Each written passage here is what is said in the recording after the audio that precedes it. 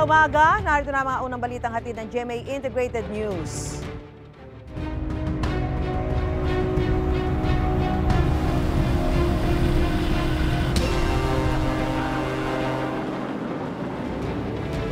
Nasa state of calamity na ang Metro Manila dahil sa malawakang pagbaha dulot ng hangin habagat at bagyong Karina. Dahil dyan, madaling mailalabas ang Quick Response Fund na gagamitin pantulong sa lahat na maapektado ng baha at matitinding pag-ulan sa NCR. Pinaiiral na rin ang price freeze sa mga pangunahing produkto sa Metro Manila ayon sa Department of Trade and Industry. Sa emergency meeting ng NDRRMC kasama si Pangulong Bongbong Marcos, pinatututukan ng Pangulo ang paghahatid ng tulong sa lahat ng nasalanta ng bagyo at habagat. Sinabihan ko lang sila mag-focus lang ng mabuti doon sa mga areas na sa hanggang ngayon ay hindi pa natin maipasok. So yun ang magiging next na priority na gagawin ng DSWD pati na siyempre Public Works because kung yung mga daan na landslide kailangan magtulungan sila ng LGU para i-clear yung daan. Mga kapuso, nandito pa rin po tayo ngayon sa Barangay Silangan sa Quezon City. Isa po ito sa mga barangay na pinaka-apektado ng matinding pagbaha na epekto ng bagyong Karina na umabot pa po sa Super Typhoon Karina at pinaigting pa ng habagat. At dito nga po sa Quezon City, abot sa 92 na mga barangay yung mga apektado sa mga sandali pong ito. Base po sa impormasyong ibinigay po sa atin ay aabot pa rin po sa 2,053 yung mga pamilya at 8,213 na individual yung mga inilikas sa iba't iba pong mga evacuation center. Sa nakikita po natin sa inyong mga screen ay pinagkalooban po sila o binigyan sila ng mga modular tents para mas maging maayos po yung kanilang sitwasyon sa mga evacuation center. Papakita ko lang po sa inyo mga kapuso, yung nasa likuran ko, makikita nyo yung dalawang boats po rito na nakasalansan pa rin. Ito yung mga ginamit kahapon sa pag-rescue ng mga residente.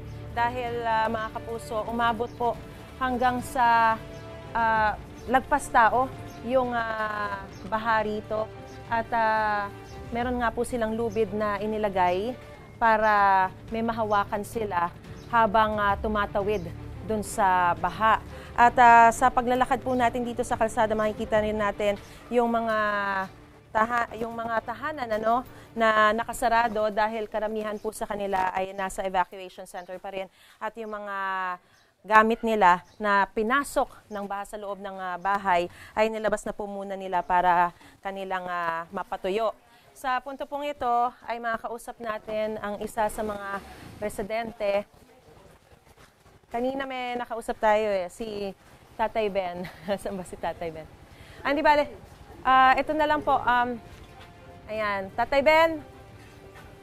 Mukhang busy pa siya. Tatay Ben, alika kayo kanina po kasi mga kapuso, nakausap na natin siya. Tay Ben, alika po muna. Magandang umaga po sa inyo. Magandang umaga din po sa inyo. Ay, kwento niyo lang po sa amin yung aktual na naranasan niyo po kahapon.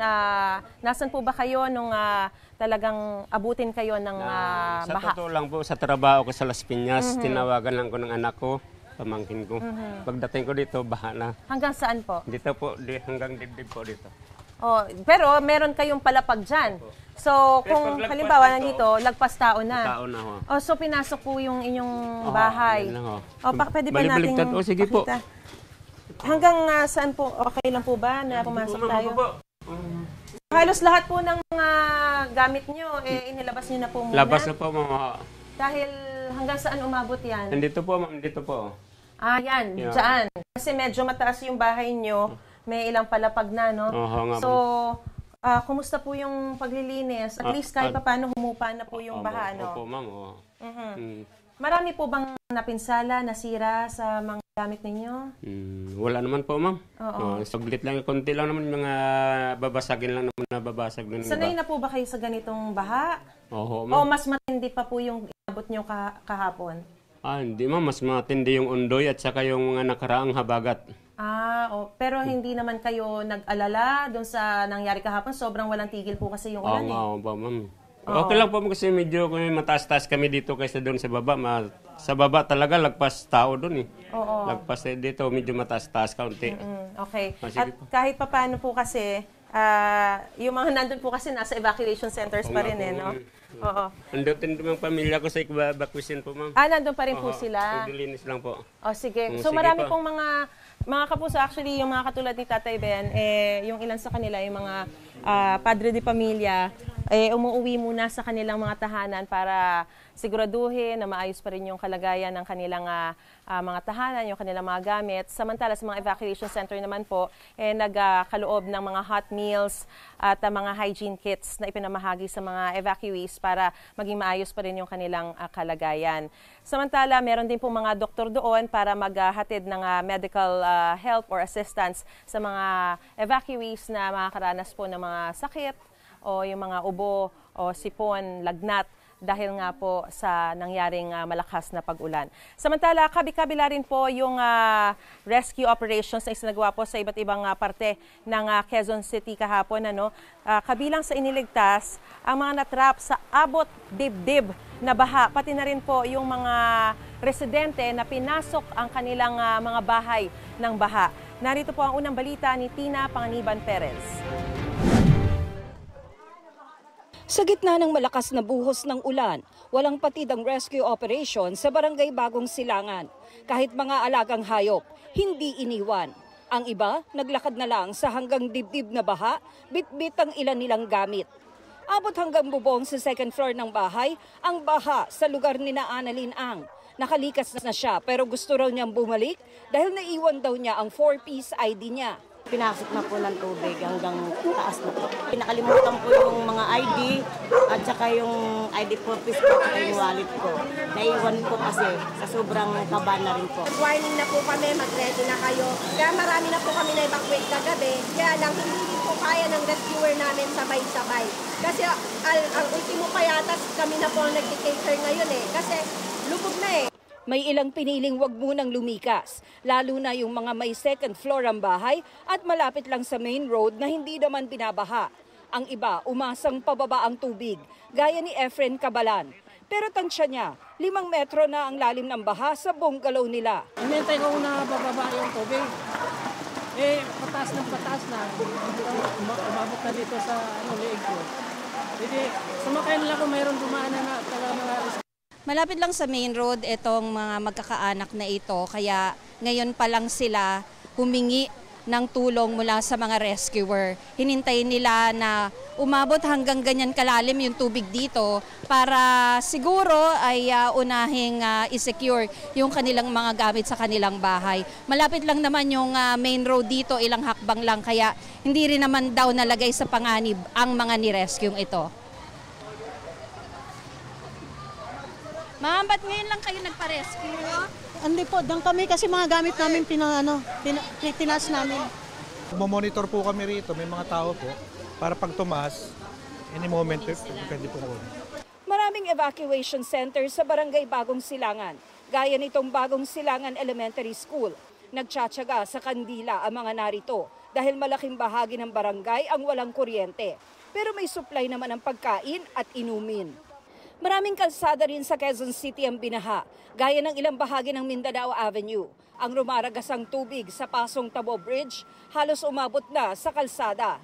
Ang ilang bahagi ng Congressional Avenue, lubog din. Isang kotse naman ang tumirik sa Quezon Avenue underpass nang maipit sa malalim na tubig. Natrap po siya sa loob. Tinulak na po namin papunta rito. Gaano kalalim ba kanina? Kanina hanggang dito yan eh. Ginawa namang swimming pool ng ilang kabataan ang isang bahagi ng Luzon Avenue na nalubog din sa baha.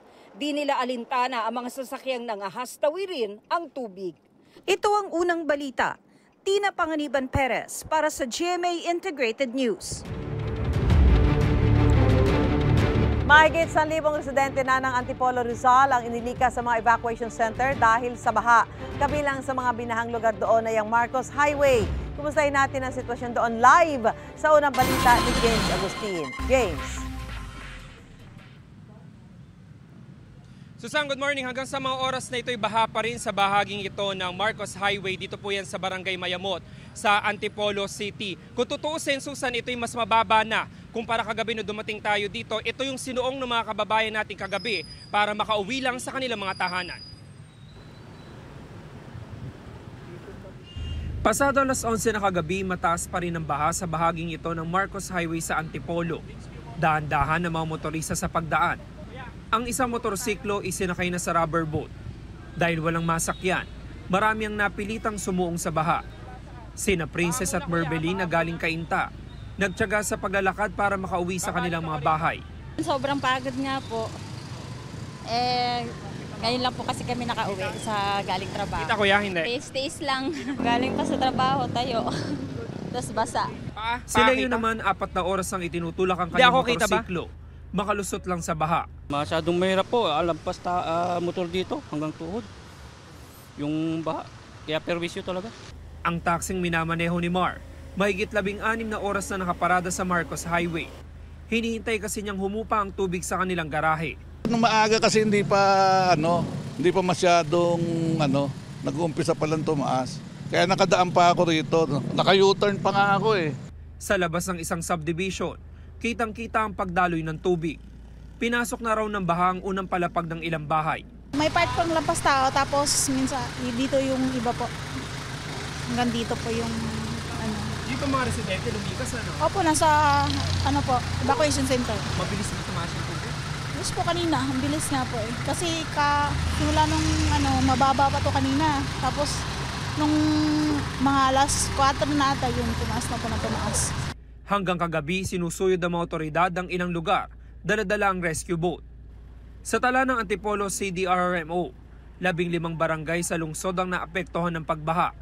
Umabot naman sa 250 families, katumbas sa mahigit 1,100 individuals ang inilikas sa 24 evacuation centers.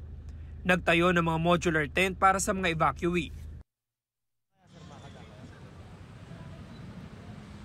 Samantala, Susan, ito nakikita nyo, ito yung sitwasyon dito sa Marcos Highway. Westbound lane po ito na patungo doon sa area ng Marikina o di kaya naman Quezon City. Marami yung mga naiipon na mga sasakyan at karamihan ay mga motorcycle rider po na natatakot na suungin itong baha na to. Kung tutuusin, passable naman po ito sa mga light vehicles simula pa kaninang madaling araw at kagabi nakadaan din naman tayo rito at may nakikita na tayo ngayong umaga na mga bumabiyahe dito na mga modern jeep at mga traditional na jeep na patungo sa area ng Cubao. Yun nga lang talaga, marami na natatakot na mga rider dahil maraming tumitirik doon sa gitna at inaakay na lamang yung kanilang motorsiklo. Kaya yung iba, bumubuelta na lang. Kung ganyan po yung sitwasyon dito sa westbound lane, ganun din ang asahan ng mga kapuso natin kung patungo sila dito sa area ng Kogyo naman sa may Antipolo. Dahil doon sa eastbound ay mataas din yung tubig at ganyan din yung sitwasyon na maaabutan nila rito. Ayon naman sa lokal na pamahalaan, nagbigay na sila ng relief packs doon sa mga residente na nananatili pa rin ngayon sa evacuation center. Yan muna ilitas mula rito sa Antipolo. Ako po si James Agustin para sa GMA Integrated News. Ngayong humina na ang ulan, may ilang motoristang naglakas loob na sumuong sa mga binahang kalsada gaya ng Quezon Boulevard Underpass. Pero ang inakala nilang mababaw ng baha, malalim pa pala. Mula sa Maynila, may unang balita live. Si Bea Pinlac. Bea? Susan, humihinahon na nga yung lagay ng panahon dito sa Maynila. Pero ang baha sa magkabilang lane ng Quezon Boulevard Underpass, hindi pa rin humuhupa. Maraming sasakyan ang nagatras abante nang sinubok nilang tawirin ang baha sa Quezon Boulevard Underpass sa Maynila. Sa unang tingin, mukhang mababaw lang ang tubig. Pero kapag sumuong na ang kanilang mga sasakyan, wala na silang magawa kundi umatras at maghanap ng alternatibong ruta. Hindi na raw bago ang baha sa Maynila para kay Mang Dave. Pero iba raw kahapon. Ngayon lang po ako nakaano na may tubig na ganito. Titignan ma'am kung kaya tapos itutuloy ko po kung kaya.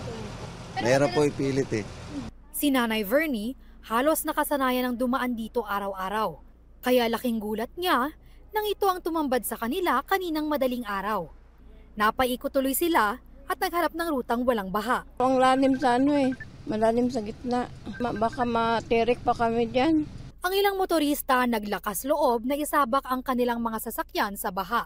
Pero dahil sa palalim na baha, napapaatras din sila kaagad. Bukod sa baha, naiwan din ang mga basurang tinangay dito kahapon.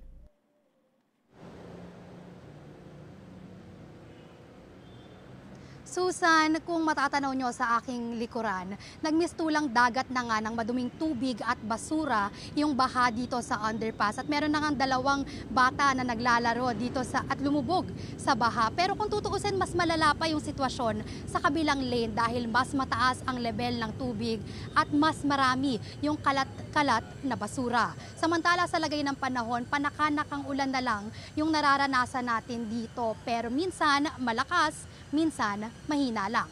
At yan ang unang balita mula rito sa Maynila. Bea Pinlac para sa GMA Integrated News. Mga kapuso, nandito pa rin po tayo ngayon sa Barangay Silangan kung saan bumuhos na naman ang malakas na ulan. May ilang mga residente nagsisibalikan dito para sa kanilang mga kagamitan, ayusin nila. Pero ito nga, bumuhos na naman yung ulan. Samantala, nag-dispatch na po ng mga sasakyan ng Philippine Postal Corporation para tumulong sa rescue efforts ng Office of Civil Defense. Ipinwesto ang mga mail vehicle sa compound ng OCD General Headquarters. Naka-standby din ang 10-wheeler ng PhilPost sa kailanganin din ng OCD.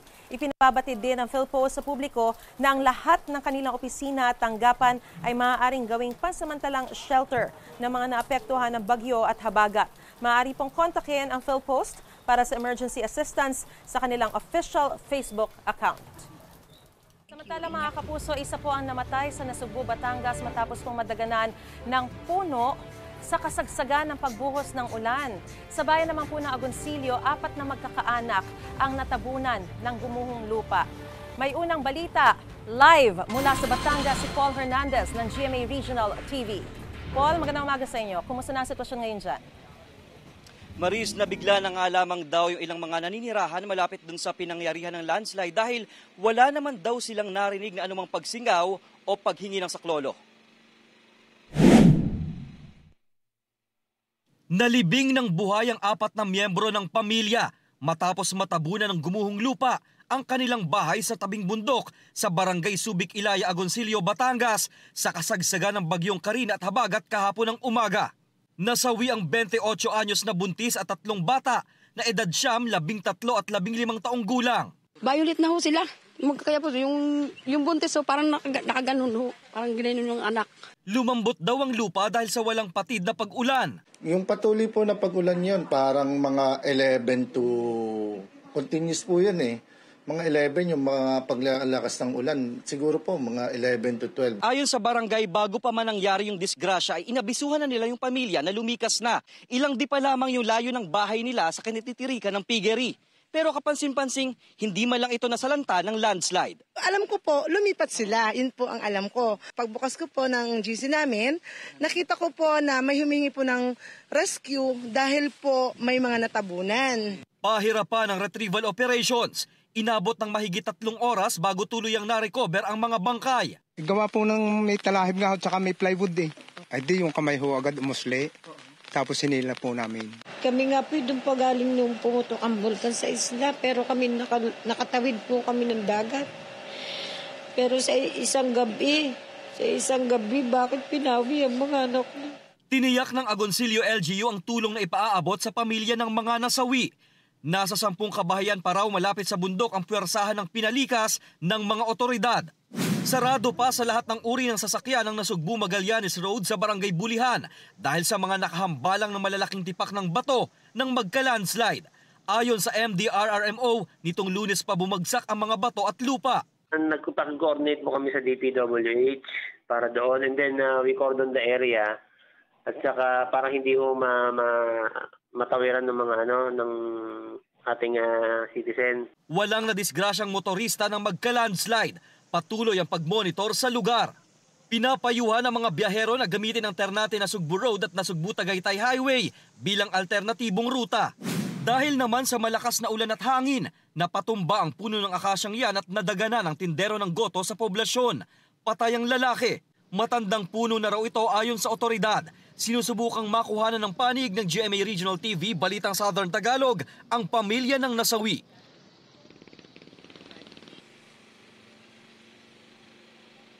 Samantala, Marie, sa latest interview natin doon sa pamilya nitong tinderong nasawi nga, ay tanggap naman daw nila na aksidente itong pangyayari at umaapila na sila ng tulong sa kinaukulan. Samantala, ngayon dito sa Agoncillo, Batangas, kung saan tayo nakatayo sa ngayon, ay nakararanas tayo ng pag-ambon. Gayon din, makulimlim yung paligid at maulap yung kalangitan. Patuloy pa yung ginagawang monitoring ng mga otoridad sa mga lugar na apektado ng masamang lagay ng panahon. Maris.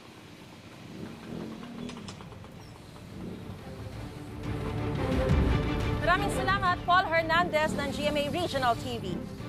Umabot sa mahigit 14,000 pamilya sa Quezon City ang inilikas kahapon sa kasagsagan ng ulan. Ang ilang taga E. Rodriguez Avenue na trauma raw sa naranasang lampas taong baha. May unang balita si EJ Gomez. Nagmistulang ilog ang kahabaan ng E. Rodriguez Senior Avenue sa Quezon City dahil sa malakas at halos walang tigil na ulan kahapon. Lampas tao ang baha. Lubog ang unang palapag ng mga bahay.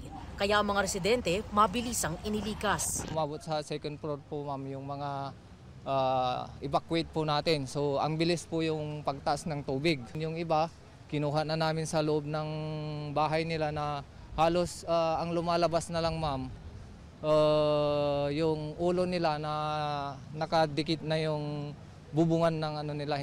Karamihan daw sa mga nirescue ay mga pamilyang nakatira malapit sa ilog na umapaw. Mga bata, buntis, PWD, mga matatanda, ma'am, na halos yung iba is kailangan ng madala sa ospital. Yung mga ibang nakuha namin, ma'am, is talagang nasa bubungan na, ma'am. Ang sanggol ngang ito, binalutan ng plastik at isinasakay sa rescue boat habang umuulan. Di raw alam ng mga apektadong residente kung papaano sila makakabangon mula sa epekto ng bagyo. Ang tindahan ng damit na pinagtatrabahuan ni Jamil, di nakaligtas sa baha. Sobrang nakakalungkot kasi tingnan, dami na hindi na mabibinta, may na-reject na yan. Mahirap kasi sobrang nakakapagod kasi yung takot at saka trauma ang naramdaman namin. Nalubog din sa baha ang kahabaan ng Araneta Avenue kahapon. 1:30 ng madaling araw, ito ang eksena dito sa kahabaan ng Araneta Avenue. Sa bandang iyon, ang tubig baha nasa lagpas tuhod pa. Dito naman sa aking gilid, itong taxi na ito ay nakaparada lang daw sa gilid ng kalsada. Pero dahil sa malakas at walang tigil na pag-uulan kasabay ng mabilis na pagtaas ng tubig baha, ito na ang posisyon nitong taxi na ito. Trauma rin daw ang inabot ng 65 anyos na si Tatay Amado. Tay, kumusta po kayo dito nung baha? Ngayon ko na po na-experience na ganito katindi pa ng baha rito. Nasira po yung mga gamit namin. Pati yung mga makina, lahat. Pati mga damit namin, nabasa. Tapos pumalo pa yung kotse, nasira din yung opisina namin. Hiling ni Tatay Amado, sana raw maabutan sila ng tulong ng gobyerno. Sa tala ng lokal na pamahalaan, umabot sa mahigit 14,000 na pamilya o mahigit 50,000 na individual ang kinailangang ilikas sa kasagsagan ng bagyong Karina. Ito ang unang balita. EJ Gomez para sa GMA Integrated News. Mga kapuso, gaya po ng mga tao na apektuhan din ng masamang panahon ang mga alagang hayop. Sa barangay Barangka sa Marikina, isang aso ang buwis buhay na iniligtas ng isang residente. Kwento ng lalaki, nakita niya stranded sa gate ng isang bahay ang aso kaya lumusong siya sa malalim na baha at kinuha ang aso. Hinintay niya ang mga otoridad at dinala ang aso sa evacuation center. Sa kasagsagan naman ng baha sa Barangay Rosario sa Pasig, isinakay ang ilang aso sa batya para mailikas sa ligtas na lugar. Paalala po ng People for the Ethical Treatment of Animals o PETA, hanggat maaari huwag iwan ang mga alagang hayop sa inyong paglikas mula sa baha. Samantala mga kapuso, tuloy-tuloy pa rin po ang paghahatid ng tulong ng GMA Kapuso Foundation sa mga kababayan natin na nasalanta ng malawakang pagbaha. Relief goods at pagkain ang ipinamahagi ng Kapuso Foundation sa mga apektadong residente malapit sa Holy Family Parish Church sa Quezon City. Gayon din sa Diosdado Macapagal Elementary School kung saan lumikas ang mga residenteng binaha sa Barangay Tatalon. Ngayong araw, mamamahagi pa rin po ang Kapuso Foundation ng tulong sa iba pang mga apektadong lugar. Sa mga nais tumulong, maaari po magdeposito sa bank accounts ng GMA Kapuso Foundation o magpadala sa Cebuana Luwilier. Pwede rin po online via GCash, Shopee, Lazada at Metrobank credit card.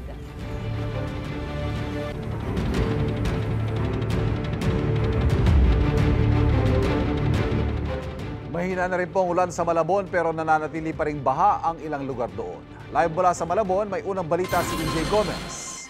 EJ? Ivan, dito sa Katmon, Malabon, nasa hanggang bewang pa ang taas ng baha. Umabot sa lampas tao ang baha rito gaya sa ibang lugar dito sa Malabon. Sa ikalawang palapag ng kanilang bahay na natili ang ilang residente ng Malabon habang hinihintay ma-rescue ng mga otoridad mula sa lampas tao na baha. Kinailangang gumamit ng mga bangka para ilikas ang apektadong mga pamilya. Ang mga kalsada kasi nagmistulang lawa.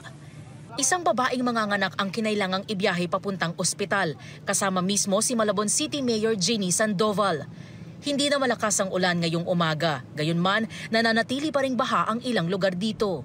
Pasado 3:00 ng madaling araw dito sa unahan ng kahabaan ng Governor Pascual Street, Barangay Katmon, Malabon, nananatili sa may binti yung level ng tubig baha. Pero sa bandang dulo, abot pa raw yan hanggang sa lagpas bewang, kaya hindi pa nadadaanan ng mga sasakyan.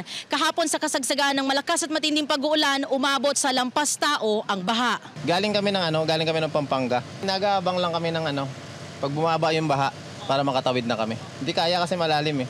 Samantala, aabot sa halos 1,000 residente ng Barangay Potrero ang nananatili sa evacuation centers.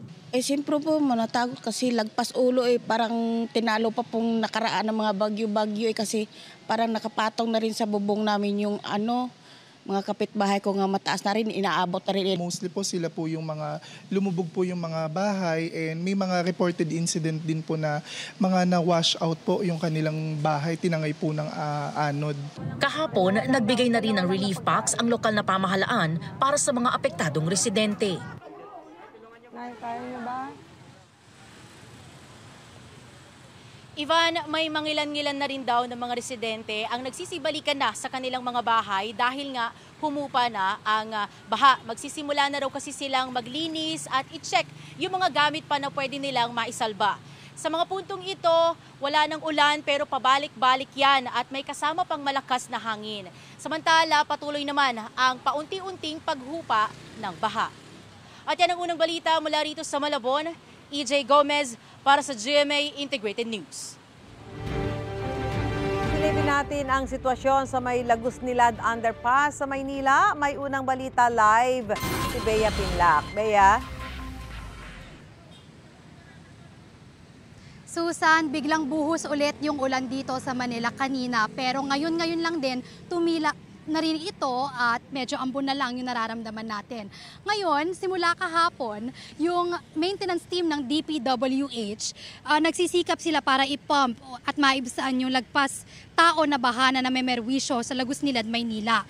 Hinihigop ng pump yung tubig baha at dumidiretso ito, pinapakawalan sa Padre Burgos Street. Sabi ng mga nakausap natin dito, ang layon nito ay para umagos yung tubig sa kanal ng kalsada. Samantala, balikan natin yung sitwasyon sa Quezon Boulevard Underpass. Kaninang madaling araw, hindi pa talaga passable yung daan sa mga sasakyan dahil sa baha. Pero pasado, 6:00 ng umaga, marami na rin yung mga sasakyan na lumusot dahil medyo humupa na ang tubig.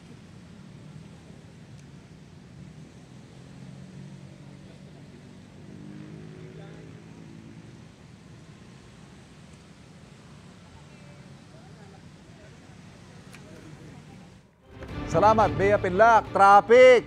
Nako, dahil pa rin po yan sa baha sa Marcos Highway. Update tayo sa sitwasyon doon. Mula Antipolo, Rizal, may unang balita live si James Agustin. James, passable na ba? Van, passable naman ito sa 4-wheel vehicles. Yun nga lang, natatakot yung mga motorcycle riders kaya asahan pa rin yung matinding traffic sa bahaging ito ng Marcos Highway sa Antipolo dahil nga po doon sa pagbaha. Bagamat Ivan, mas bumababa na yung tubig kumpara kagabi, marami pa rin motorista ang ayaw dumaan sa westbound lane o yung patungo sa area ng Marikina at Quezon City. Possible lang nga po ito sa four-wheel vehicles, sa dahan-dahan lang yung pagdaan sa innermost lane. Katunayan, may mga traditional na jeep at modern jeep na patungong Cubao ang bumabiyahe na ngayong umaga. Ang natatakot nga na dumiretso yung mga motorcycle riders dahil baka raw tumirik sila sa kalagitnaan. Karamihan pa man din ay papasok sa trabaho katulad ng mga nakausap ko kanina. Kaya ang diskarte nila, bumwelta na lang. Mahirap na may pagsapalaran yung yung motor. Ito rin yung maayos sa kabuhayan, kaya wag na lang muna. Tinect ko na lang po yung HR namin kaso hindi pa nagre-reply kasi bago lang po ako nagsimula sa trabaho, sir. Opo. Yung problema, sir, kasi yung motor ko baka hirap isapalaran, sir, kasi mas mahal yung magiging gastos kung sakaling masira eh. Uuwi na lang po ako kasi pagpilitan kasi po kahapon kaka-change oil lang po niyan eh. Takot kayo? Opo, siyempre, mayroon pa yung pagsapalaran. Van, kaninang alas 7 ng umaga ay bumuhos yung malakas na ulan dito sa bahagi ito ng Antipolo. Buti na lamang ay ilang saglit lamang yan ay tumigil na. Pero ngayon, nararanasan na naman natin itong mahinang pag-ulan. Pero nakikitaan naman natin pagsikat ng araw. Yun nga lang talaga para sa mga kapuso natin. Kung maiwasan nyo po itong bahagi ito ng Marcos Highway, umiwas na muna po kayo dahil napakatindi ng traffic. Lalo na yung dito sa westbound lane, yung mga sasakyan na nanggaling sa area ng Antipolo at iba pang bahagi ng Rizal. Yan muna yung latest mula rito sa Marcos Highway. Ako po si James Agustin para sa GMA Integrated News.